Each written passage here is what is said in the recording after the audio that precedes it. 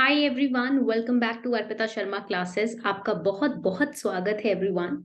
आज के सेशन में बहुत ही इंपॉर्टेंट टॉपिक हम डिस्कस करने जा रहे हैं and that is related to the Chandrayaan 3 mission.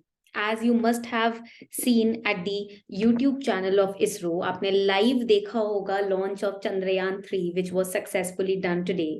Also in the Indian Express, the Hindu newspaper, the articles related to Chandrayaan have been shared since the last 1 month. Today is July 14th, Friday 2023, and ISRO has successfully launched Chandrayaan 3. Chandrayaan 3 is India's lunar mission, which aims to be the world's first mission to soft land near the lunar South Pole. यहाँ पर काफी important topics हैं जो कि हमको पढ़ने हैं। For example, what is the lunar south pole, why it is important, why we are exploring this particular area of moon. हम चांद का साउथ पोल क्यों एक्सप्लोर कर रहे हैं, what is in it for us, हमारे लिए इसमें ऐसा क्या है, right. Second that we are going to study today is what is this Chandrayaan 3, what about Chandrayaan 1 and Chandrayaan 2। 3 में स्पेसिफिकली ऐसा क्या है जो 1 और 2 में नहीं था। We are going to study that as well. Why this third moon mission? And there were different modules of this mission जो कि हमको पढ़ने हैं। And all these three topics are important, not just from the perspective of prelims, but also from the perspective of paper 3, science and tech के perspective से ये काफी important article हो जाता है। Science and technology, specifically the space area, prelims and mains में it definitely एक question इसमें दोस्तों बनता है। तो शुरू करते हैं आज का lecture without any delay. I hope you are taking down the note simultaneously. देखो, सिर्फ सुन के क्या होगा, आपको आज याद रहेगा, कल याद रहेगा, परसों भूल जाओगे। तो make sure that you are also drawing flow chart simultaneously with me while I explain to you the entire scenario of Chandrayaan 3. Let's get started. You can see that this is related to paper 3. India is going to be the first country to land on moon's south pole. This is going to be a very important mission for us. ये एक lunar mission है। For example, आप इधर देखोगे, आप यहाँ से भी समझ सकते हो। चंद्रयान, यान means something on which you travel, vehicle, and चंद्र क्या हो जाएगा, चंद्र means moon. So it is a lunar mission where in India is going to showcase its expertise in soft landings on the stellar bodies.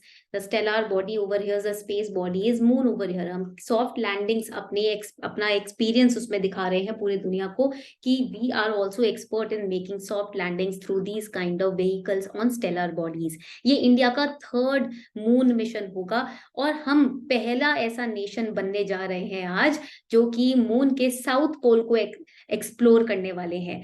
अब ये जो mission होगा इसके अंदर एक रोवर है और एक लैंडर है जो ये व्हीकल कैरी कर रहा है अपने साथ।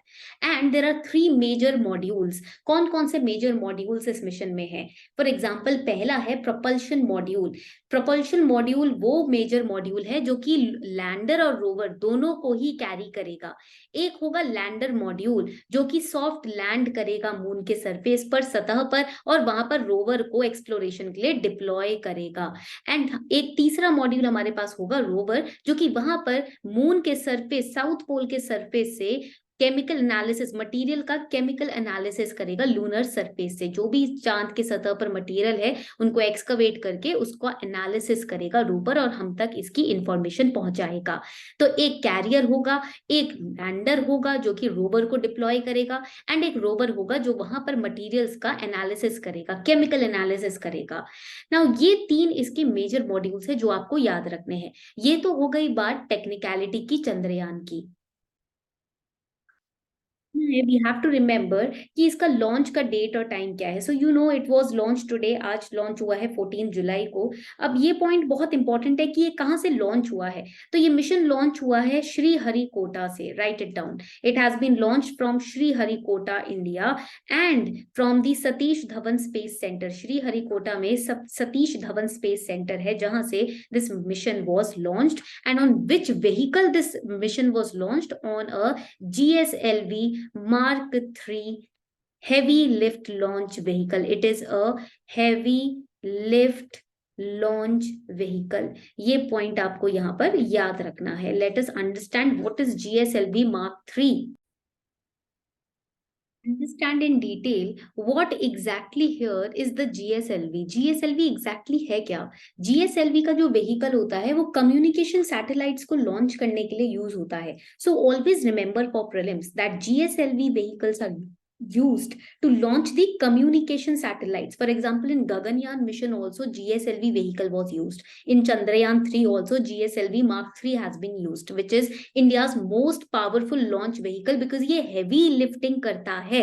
For example, in Chandrayaan 3 we are launching lander, rover, and over here हमने क्या पढ़ा था कि हम चंद्रयान 3 में एक propulsion module plus the rover, the lander, all three they are heavy you can say modules, and GSLV Mark 3 is lifting them. तो ये इंडिया का सबसे पावरफुल लॉन्च व्हीकल माना जाता है. कम्युनिकेशन सैटेलाइट्स को ये geosynchronous and lower earth orbits में लॉन्च करता है. आपको ये पॉइंट याद रखना है कि this GSLV also delivers these satellites, these communication satellites into which kind of orbit? Into elliptical orbit. Elliptical orbit, देखो जब भी हम ऑर्बिट की बात करते हैं there are two kinds of orbit. First हो जाता है which is circular orbit, second हो जाता है अपना elliptical और eccentric orbit. Elliptical और eccentric orbit is also known as squashed orbit, जिसमें oval type orbit होता है. जो कक्षा होती है ना सोलर सिस्टम की, the orbit is elongated circle form of orbit. That is why it is known as elliptical orbit, जहां पर communication satellites को place किया जाता है. And GSLV basically is a 3-stage space launch vehicle.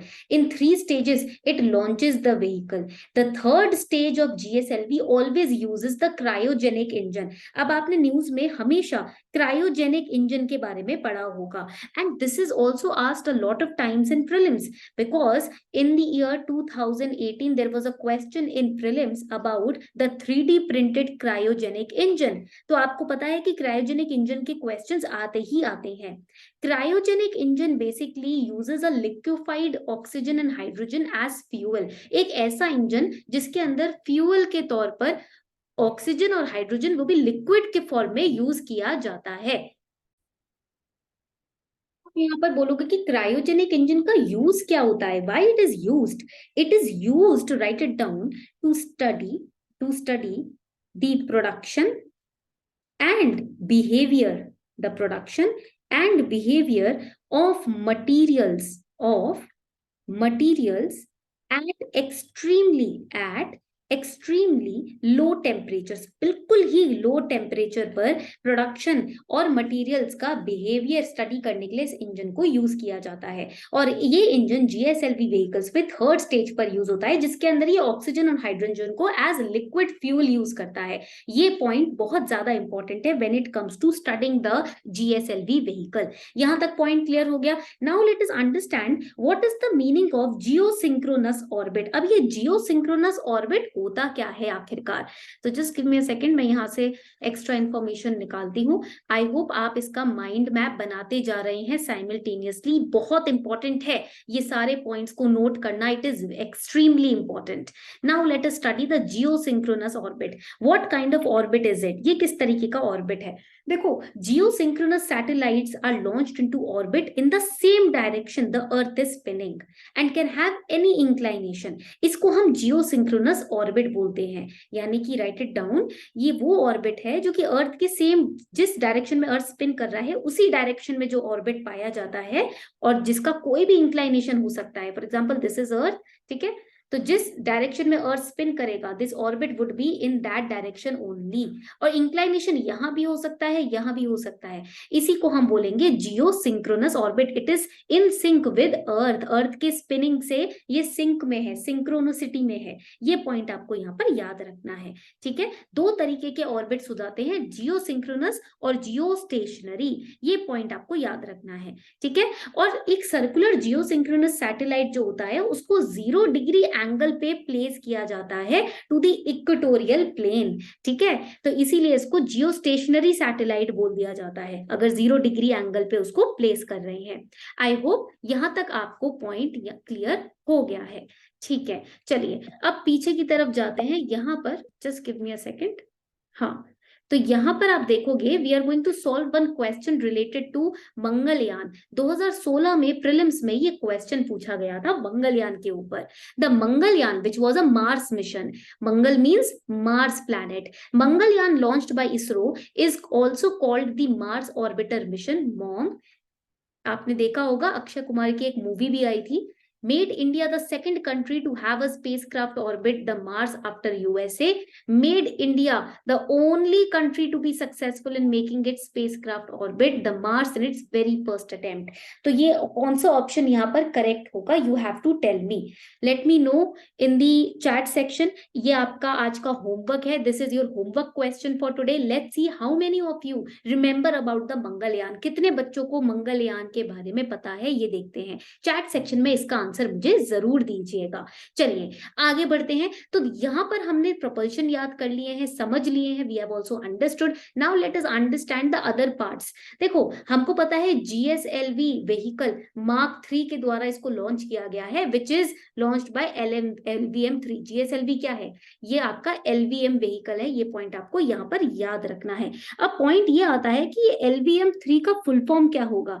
LVM is a launch vehicle, GSLV Jio synchronous orbit में डाल रहे हैं इसलिए जी वर्ड लगाया है, ये LVM है। LVM मतलब होता है, right it down, launch vehicle. जिस व्हीकल पे आप लॉन्च कर रहे हो सैटेलाइट को वो LVM कहलाता है। इसको जियो सिंक्रोनस सैटेलाइट व्हीकल भी बोला जाता है, it is also known as GSLV। दोनों में कोई डिफरेंस नहीं है, ये पॉइंट आपको यहाँ याद रखना है।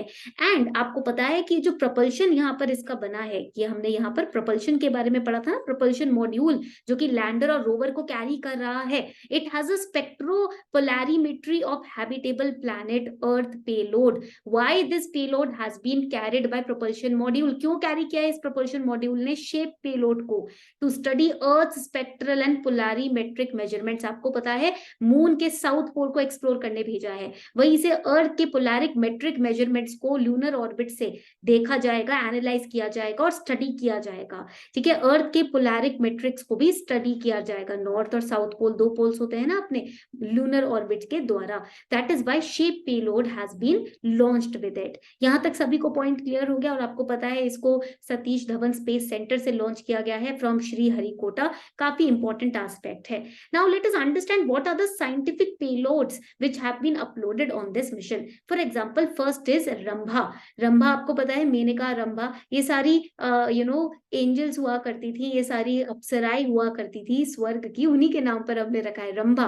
Radio anatomy of moon bound hypersensitive ionosphere and atmosphere. यहाँ लोनोस्फीयर का टॉपिक बहुत इंपॉर्टेंट है, a lot of time ionosphere has been asked in the prelims examination. तो समझते हैं कि ये लोनोस्फीयर आखिर होता क्या है।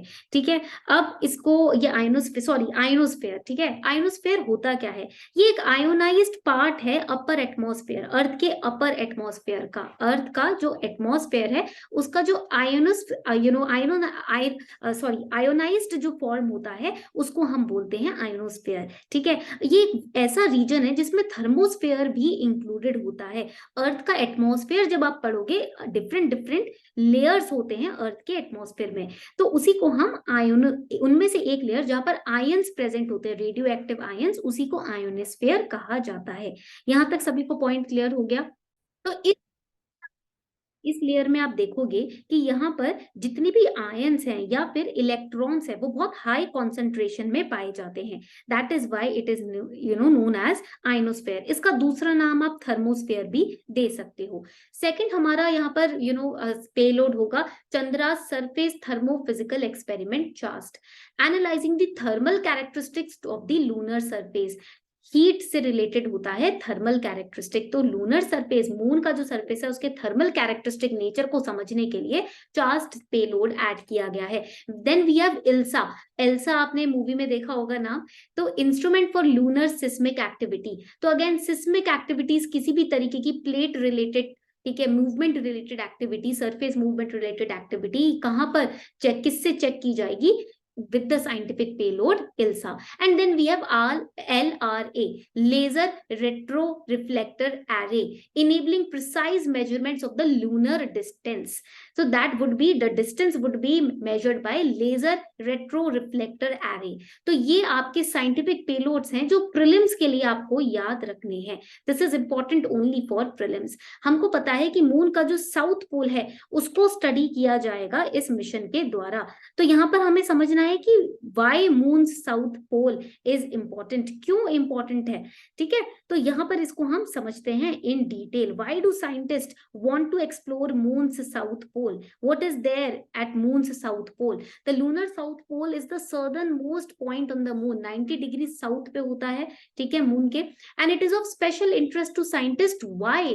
Because of occurrence of water ice. यहाँ पर जितने भी शैडोड एरियाज है ना, जहां पर प्लैनेट्स की शैडो नहीं जा रही है, डार्क एरियाज है मून के, वहां पर वाटर आइस की मौजूदगी है. वाटर आइस को समझने के लिए, एक्सप्लोर करने के लिए, इसके अकरेंस के पीछे के रीजन को समझने के लिए, which is also known as amorphous solid water. ठीक है, ये पॉइंट याद रखना है आपको.